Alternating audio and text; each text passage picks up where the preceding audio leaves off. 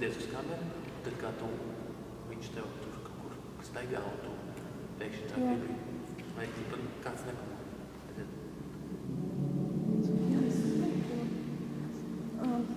Turties kopā ar saviem mīļajiem cilvēkiem. Nē, pagam, tas bija labi, tu pajautā, Jānis, un tad tu atpakaļ skaties uz kameru, un tu tā kā sakoncentrējies, un tu esi gatavs teikt to saviem radiniekiem, tuviem cilvēkiem. Tas nav tā kā tu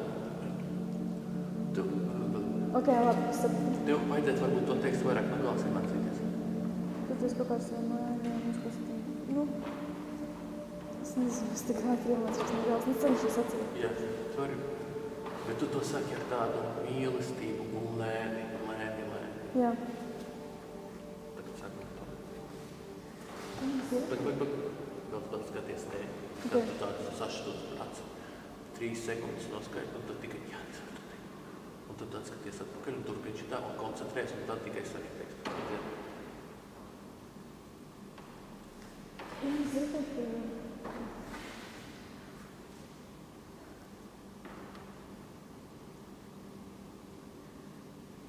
Turieties kopā ar saviem mīļajiem cilvēkiem un uzklausīt viņus.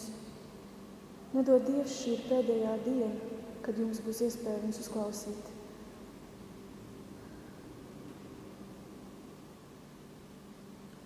Tādēļ esiet šajā dienā vienoti.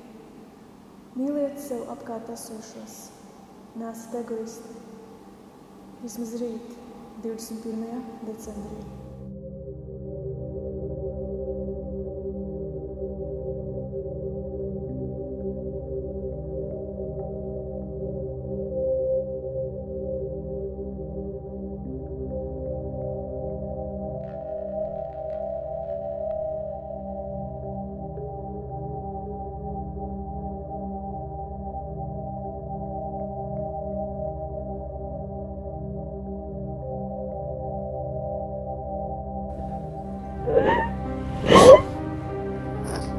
Nedrīkst.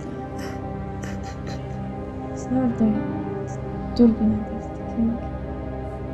Es tev brīdinu.